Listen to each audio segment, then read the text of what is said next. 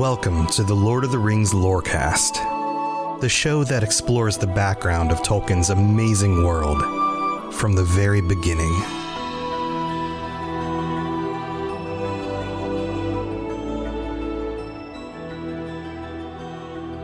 So I'm old enough to remember when The Lord of the Rings was in the theaters.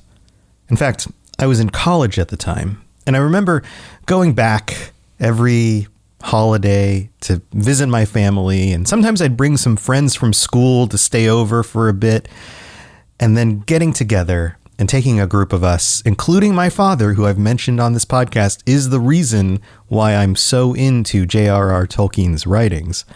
And we would go together and we would enjoy these movies. It was a magical moment. It was a situation that I don't think I'd ever dreamed was possible. Being able to see my favorite books in all of their glory and scale, and such a well-directed, well-acted, well-cast. Everything was so perfect. And in my mind, it is one of those perfect memories from my past, and something I'm glad I got to enjoy with my friends and especially my family.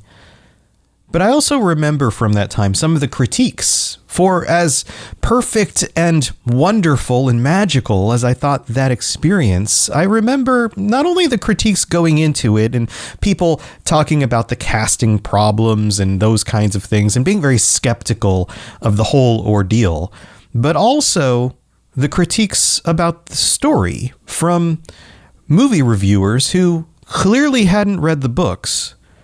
And one critique in particular I thought might have had a little bit of merit when I first heard it, but then the more I thought about it, I was like, no, this is ridiculous. And that specific critique was that the entire movie, and this was when The Fellowship of the Ring came out, was just them running away from danger after danger after danger, constantly running away. That's the entire film. A group of people on a quest who, instead of confronting the danger and fighting back, just constantly run away. And then the more I thought about that, the more I thought, well, that's ridiculous. They're up against these amazingly terrible odds and hordes of goblins, a Balrog, ring wraiths. I mean, all of these things that are way, way overpowered compared to anything they can do, especially the group of hobbits when they're off on their own or just with Aragorn. Of course they're going to run away. That's the nature of this, is these individuals who are very limited in their capabilities, but rise to the occasion. And the beginning of the story is them surmounting this problem by avoiding it. And eventually they fight back at the end, but they have to get to the end of the story. This was just the first movie out of 3. And I thought that was so ridiculous the more I thought about it. And yet here we are in The Hobbit with a situation where they've been running away from the goblins. And yeah, they did fight back a little bit, but for the most part, they ran away. And now they're running away from wolves. And we're entering the scene where they climb the trees and they have to try not to be eaten by wolves. And again, they're running away. So I guess what I'm saying is, if you were that movie critic, I don't remember which one it was, you could probably say the same thing about The Hobbit. But of course, when you get to the end of The Hobbit, things are very different. But we're not there yet. So let's talk about dwarves with their wagging beards up in a tree, avoiding getting eaten from wolves, and Gandalf's magic fire. Here we go.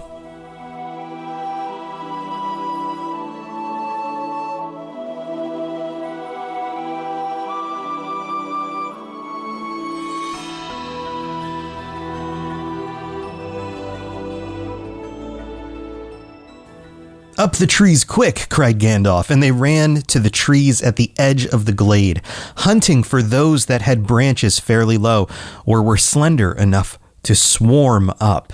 So if you recall, they heard the wolves and they are now looking for a way to get away from them. And so they decide to climb trees, which makes sense because wolves can't climb trees. They're not cats. They're not squirrels. They don't have wings. They can't get up the trees. But we get this word here, slender enough to swarm up. And I was like, that's such an interesting verb to use, because as a verb, it means to move in or form a swarm, like insects, but it also can be used to say to move somewhere in large numbers. So the large number of them were all trying to move in the same direction at the same time. That's what this is saying. So it makes sense to use that word. It just seems like a verb that seems a little bit odd.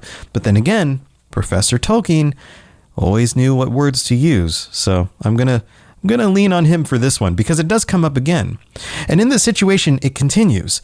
But the tone of the situation, remember, we were going back to that comedic tone, and then things got real dark in the last episode, and they realized they're in danger. But we're back to a situation where the narrator is interweaving these comedic moments because the situation is dire, but they can't let it be too dire. It can't be too scary for this audience. Plus, there are just some comedic aspects of the situation. For example, this line, you would have laughed from a safe distance if you had seen the dwarves sitting up in the trees with their beards dangling down, like old gentlemen gone cracked, and playing at being boys. And that imagery is great because most of these dwarves are fairly old. They're fairly mature, and they have these long beards. So from a distance, you would have thought these were very short old men who were climbing a tree and just having fun, like kids climbing trees. Totally makes sense. But then we get other details as well that are similarly comedic. Philly and Killy were at the top of a large lark. Again, the mentioning of a very specific type of tree, which I think in Tolkien's mind paints a picture, but I don't know what a lark is unless I look it up. Like an enormous Christmas tree. Okay, now I understand the picture. They're climbing up what seems like a Christmas tree, which again, seems kind of funny. Dory, Nori, Ori, Owen, and Glowin were more comfortable in a huge pine, with regular branches sticking out at intervals like the spokes of a wheel.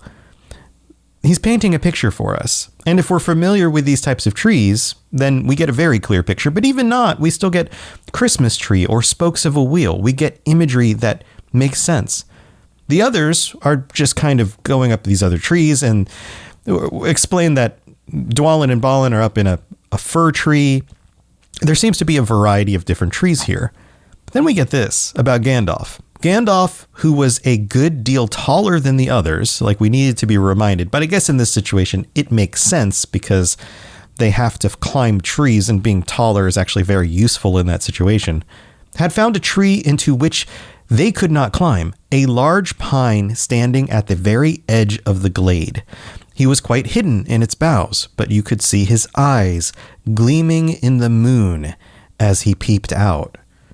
That feels, at first, kind of sinister, like the reflection of eyes staring at you in the dark, that sort of thing. But I think it's not supposed to be sinister. In fact, his eyes are gleaming as the moon peeps out. The moon is a good thing. A moon is a reference to a Maiar. Gandalf is a Maiar. The gleaming in his eyes is either actually light generating from himself, or it seems like there's a gleam in his eyes because that could be symbolic of a specific look that he has because he is now focused and intent on dealing with the situation, or it's a reflection of the moon. In any of those contexts, it's a good thing. So we get this serious moment, and then we get, again, another comedic moment, because what about Bilbo? Well, he couldn't get into the tree, and he was trying to go from one trunk to the other like a rabbit that has lost its hole and has a dog after it. Well, he is somebody who has lost his hole, bag end. Technically, he hasn't lost it, but he's away from it, and there is a dog after him. It's a wolf. "You've left the burglar behind again," said Nori to Dory, looking down. "I can't be always carrying burglars on my back," said Dory. "Down tunnels and up trees? What do you think I am? A porter?" Again, a comedic conversation and the use of a word that we don't use very much anymore. The word is porter. Now, what exactly is a porter? Well, it's a person employed to carry luggage or other loads, especially in a railroad station, airport, or hotel. So he's basically saying, this isn't my job. Why do I always have to be the one doing this? I'm not a porter. And then we get a shift in tone again. We get this comedic conversation, but then we again are reminded that this is a very serious situation. Thorin pipes up and he says, he'll be eaten if we don't do something. It's Thorin who speaks out at this moment. It's not Gandalf. It's Thorin who's looking after Bilbo in this moment, or at least considering that Bilbo needs help. And then it's Dori who sacrifices himself, or at least puts himself in harm's way, potentially sacrificing himself in order to help save Bilbo. Now, this isn't the first time that the dwarves have done something nice for Bilbo. They've been nice to him in the past.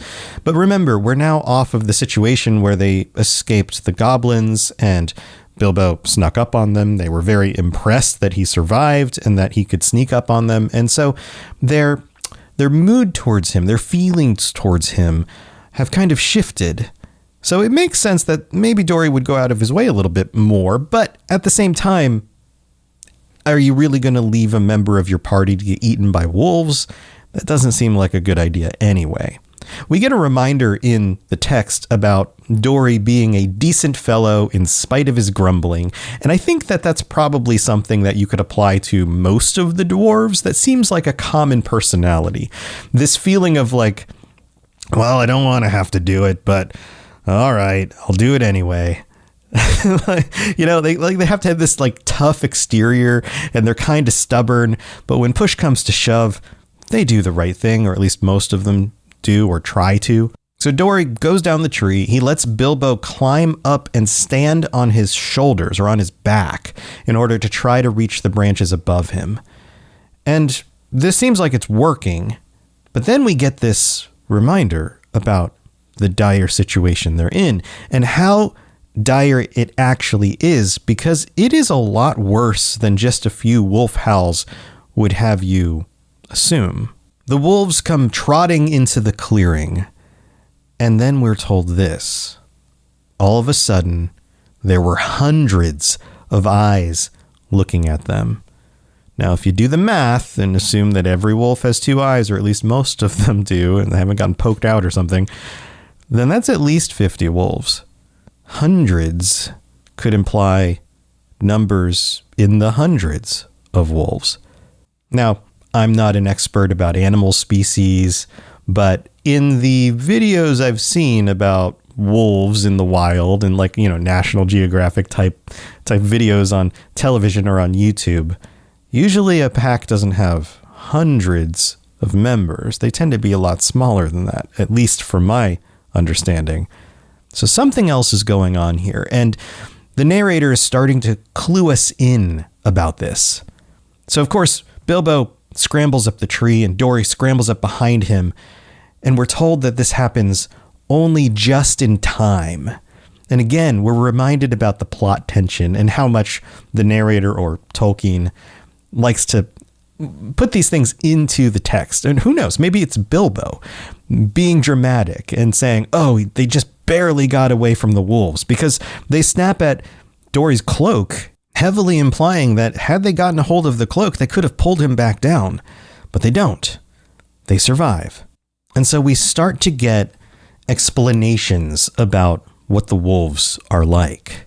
They have blazing eyes and tongues hanging out. Tongues hanging out, I think, implies hunger. They're ready to eat the party. And blazing eyes, I think this one is more sinister than the description we got about Gandalf. This is evil intent in their eyes. And then the very next paragraph, we get the first use of the word warg. But even the wild wargs, for so the evil wolves over the edge of the wild were named, cannot climb trees. And we're reminded there that they are beyond the edge of the wild. Again, they are well into the land of fairy. wolves, even in this part of the world, don't work like regular wolves. We're reminded again. And in contrast to the danger of the wolves below, the narrator explains a little bit more about their situation up in the trees. It's very dire down below. There's hungry wargs, evil wolves that are after them. But yet up in the trees, it was not very comfortable, but at least it was warm and not windy. Had it been cold and windy, it would have been much harder for them to stay up in the trees for a long time. But it was a relatively warm night. Seems odd, right? Like that seems kind of like a coincidence. Why would it be a warm night tonight? In fact, they were just talking about how it was getting colder and the weather was changing and it was moving to nighttime. So you'd assume that it would be even colder still because of the lack of the sunlight. The shadows had gotten long. It was moving into evening. And yet somehow it was relatively warm. That's not going to be the first coincidence we find in this section of the book. So then the narrator explains to us a little bit more about what's going on with the wolves here.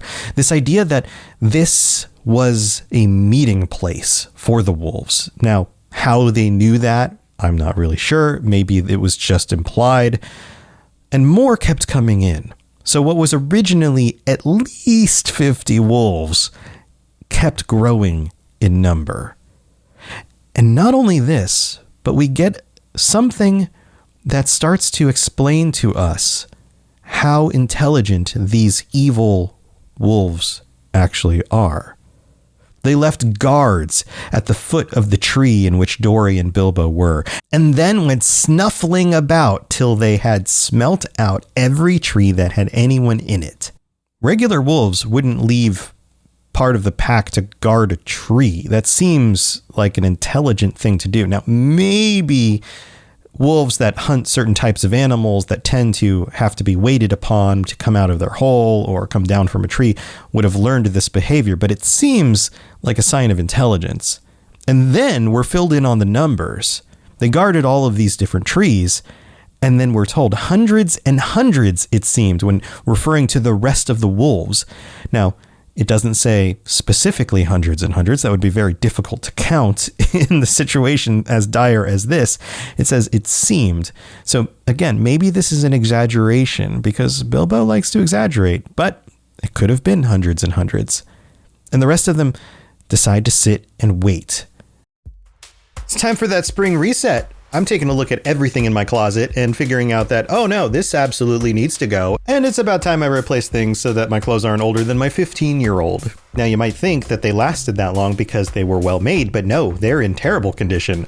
Unlike the new jeans I just got from Quince. Jeans have always been my personal go-to because you can kind of wear them for lots of different things, but maybe they're not your thing. Maybe you're looking for, 100% European linen with insanely soft flow knit activewear fabric. It's definitely getting warmer, and their flow knit activewear is moisture wicking, anti-odor, and soft enough that you'll actually want to wear it every day. So pick out what you want. You can't go wrong because they have prices 50 to 60% less than similar brands. And like I said before, they are high quality. I continue to wear their clothes all the time, and I know that these new jeans are going to last me a lot better than the other things in my wardrobe. And on top of it, they look great. They're so comfortable, and I spent just as much on the jeans that I am now cleaning out of my wardrobe. So if you're looking for something better, just all around better, go check out Quince. So go do it right now. Refresh your wardrobe with Quince. Go to quince.com/ringslore for free shipping and 365-day returns. Now available in Canada too. Go to quince.com/ringslore for free shipping and 365-day returns. Quince.com/ringslore.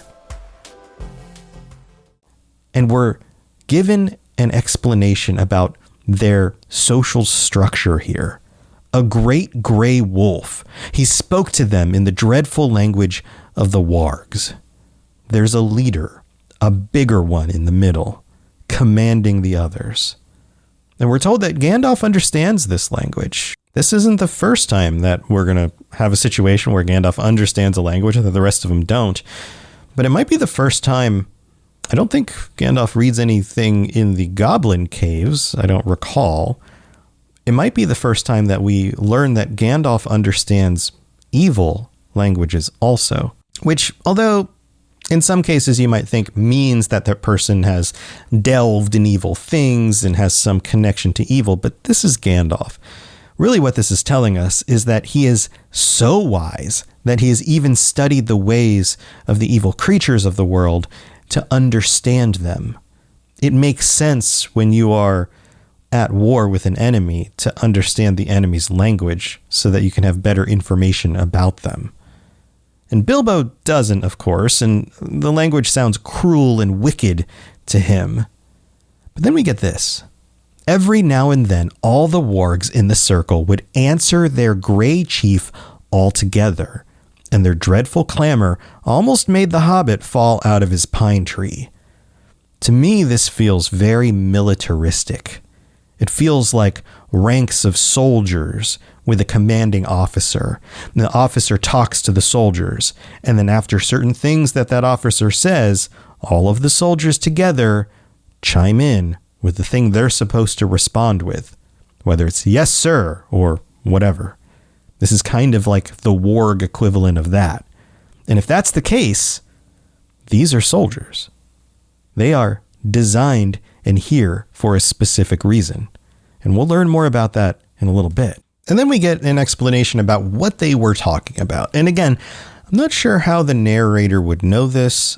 I think if you actually want to consider this like a real explanation in the context of this being a real thing that Bilbo wrote that got passed down and eventually got translated and then fell in, J.R.R. Tolkien's lap.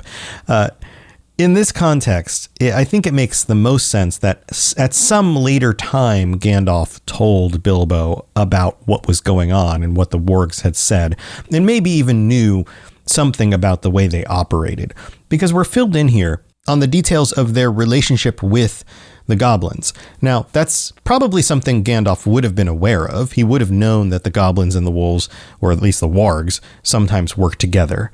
So in this situation, there's that combination of Gandalf's wisdom plus the things that he's hearing, probably passing on to Bilbo, and then that being reported in this section of the story. But we, as the readers, learn some things too, that they go on raids together, especially to get food or slaves to work for them.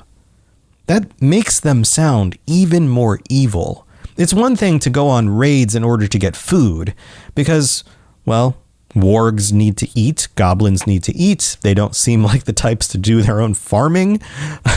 It makes sense that they might go hunting, but raids implies that they're not hunting a bunch of rabbits out in the wild, that they're raiding villages or towns. And this explanation continues to be fleshed out. Sometimes they rode on wolves like men do on horses, talking about the goblins. Now, I know we've all, at least for the most part, seen the movies and have read the books before, but go back to a time where you did not expect that to be a thing. That is terrifying. Can you imagine a horse that's as dangerous as a wolf now riding on the back of that? Horses don't bite at their enemies on the battlefield. They carry the soldiers on their backs. Imagine a horse that's as dangerous as a wolf with a soldier on its back. That's twice as dangerous, or more. Now, it seemed that a great goblin raid had been planned for that very night. The wargs had come to meet the goblins, and the goblins were late. Okay, so hold on here. Something had been planned? The wolves are as intelligent as the goblins, at least in the sense that they can plan things ahead of time? What was that conversation like? On the night of the, new moon, 2 weeks from now, we will gather in the glade and we will go raid this village. Maybe? But again, it lends itself to this idea that these wolves and these goblins are more like people than they are beasts. Evil, dangerous, terrible people, but people nonetheless. And the narrator even gives us a reason for why the goblins were probably late. Not because they're goblins and they're just really loose with time. No, they were dealing with the situation of the great goblin being killed. And this group of dwarves running through their passages, potentially killing some of them, escaping into the wild, being pursued. That's why they're late. Not because they're incompetent, but because something else more important came up. And then we get an explanation about the people who have moved into the area nearby here trying to make a life for themselves. Many of them were foresters or lumberjacks or probably farmers. They had been cutting down trees and building places to live in this part of the world, even though it was dangerous. And on top of that, we're told this. If their plan had been carried out, meaning the wargs and the goblins, there would have been none left there the next day. All would have been killed except for the few the goblins kept from the wolves and carried back as prisoners to their caves. So 2 things here. The wolves would eat everybody if they had their way. And the goblins step in, and sometimes the wolves listen to the goblins because, again, they are making deals, they are negotiating, they are acting like intelligent people, and they bring the prisoners back to their cave as slaves. So in this section of the book, we've learned so much more about the goblins than we knew before. Not only are they terrible creatures that live in a cave and have this little society, and they like to be sneaky and crafty and steal things from other people, but they are organized, and they have, in a way, their own military force that is organized with allies, and they take slaves. They're starting to look more and more like, well, the type of enemy that you would have fought back against during other eras of our own world. And knowing Tolkien, that is 100% intentional. Now, there's another aspect here as well. We're told already in this situation kind of what's going to happen here. If their plan had been carried out, there would have been none left the next day. That's implying that their plan doesn't get carried out. Now, it's already implying that it's not going to happen tonight because the goblins are late. The wolves are now preoccupied with all of these dwarves, a wizard, and a hobbit up in a tree. But that means that it probably won't be carried out in the future either. That the circumstances are going to play out in a way where these people are saved because of the coincidence, again, a coincidence of this group being here in this specific place on this specific night. Notice, another coincidence. Had they not stumbled into this dire situation and eventually found their way out of it, then the people of the village would have been killed. So it goes on and talks about how they're in danger again, of course, and the wargs are angry and puzzled to find them there. But then we get this line. They thought they were friends of the woodmen and were come to spy on them.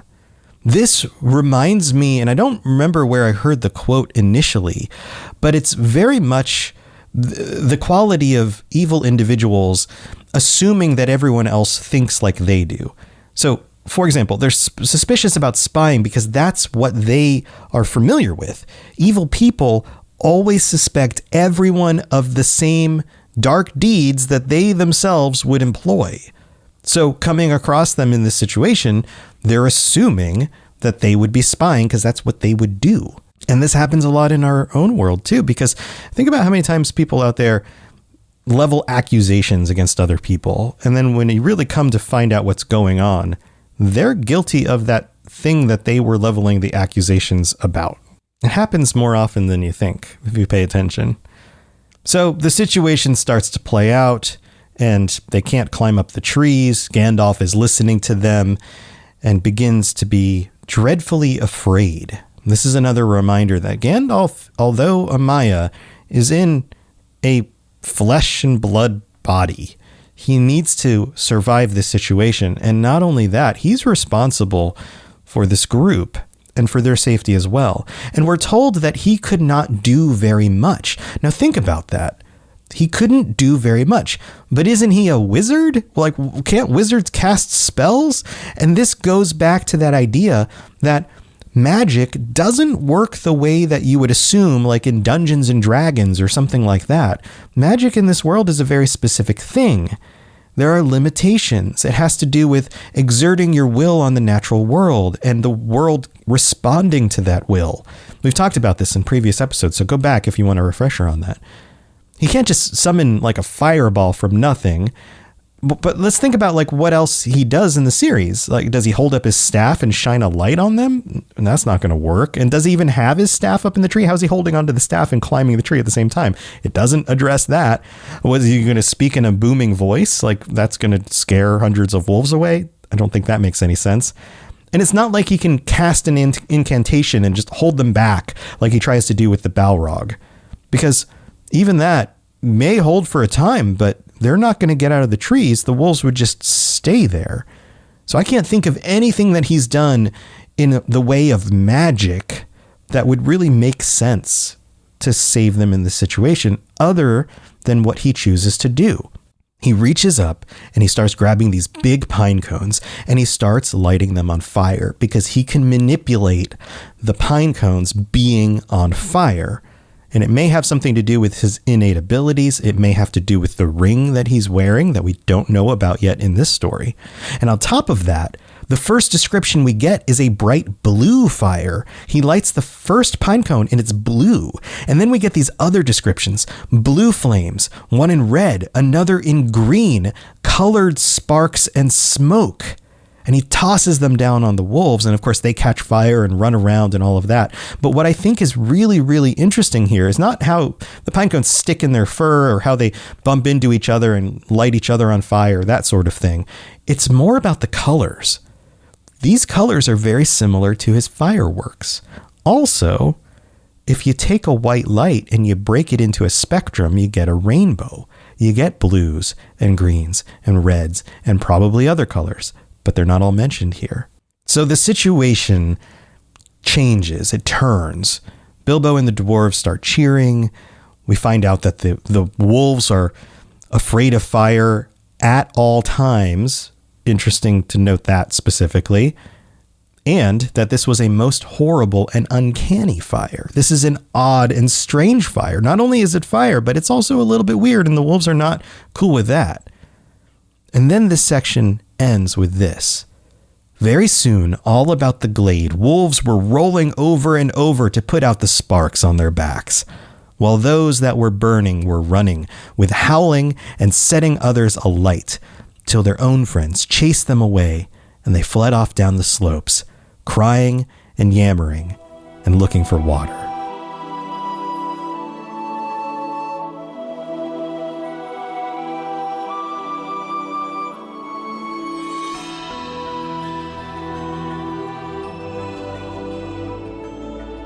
All right, I hope you enjoyed that episode, and it's time to go thank our patrons. And by the way, the patron bonus episodes lately, we've been delving into the dwarves and their lineages and their relationships, and more about what happens to them after these stories and all of that. So if you are interested in getting that, those are bonus episodes that you can get on the Patreon. Head over to patreon.com/LOTR Lorecast. Check everything out. You can get ad-free episodes. You can get what is now a very, very large amount of bonus episodes. So if you're running out of content and you want more stuff, there's a ton of stuff there. Also, thank you to our newest member, Tom's the Bombadil. Love the name. I think you're referring to me, so that's nice. Thank you for signing up. I'm doing this recording very close to the previous recording, so not a lot of time has passed by. So if you've signed up in the rest of this week before the episode comes out and I haven't read out your name, don't worry. I'll read it out next week. Also, have to shout out all of our VIP patrons: AK Music Lover, Apollo, Atley Morton, Azzle Razzle, Barney D, Bo, Brandy D, Katie, or Callie Cat. Man, I messed it up again. Courtney S, Cutter Metalworks, Daniel Nightweaver, David S, David M, Divine Madman, Fulcrum, George B, Gerald CFC, Gimli a Break, Ginger Fury, Huon is my hero, Gemma D, Jezer, Katie S, Capenna, Lori B, Mason Weathertop, Nick K, Richard J, Rivqua, Rosie Rose, The Silly Marillion, TJT, Tom's the Bombadil, and Tour Son of Hoor. Thank you so much for all of your support. Also, if you'd like to help out in other ways, you can leave a 5-star review on Apple Podcasts. I'll read those out on a future episode. I don't have any new ones this week that I can see because I can only see the ones in the US until I find another app. I've been looking, I haven't found a good one yet. But if you are in another place, another country, please think about leaving a review. That's still very helpful. Also, you can rate the show on Spotify or whatever other platform you listen to. And by the way, if you like using Spotify and you join the Patreon, there's a Spotify feed for patron members that's only for you when you sign up on the Patreon. So you can still listen on Spotify. I set that up a little while ago. All sorts of fun stuff. And you can sign up as a free member and just be there for updates and giveaways and things like that. So consider that. Thank you again for all the support. And I'm going to go do a bonus episode where I talk about more dwarves. Hope you have a wonderful week. I'll see you next time. Thanks for listening to the Lord of the Rings Lorecast. If you'd like to learn more about other fantasy worlds, check out my other podcasts, The Elder Scrolls Lorecast, The Witcher Lorecast, and more at robotsradio.net. If you'd like to reach out, I'd love to hear from you. Send me a note on Twitter at robots_radio or join our amazing community on the Robots Radio Discord. There are links in the show notes, or just search Robots Radio Discord or find the link on robotsradio.net. I'll see you next time.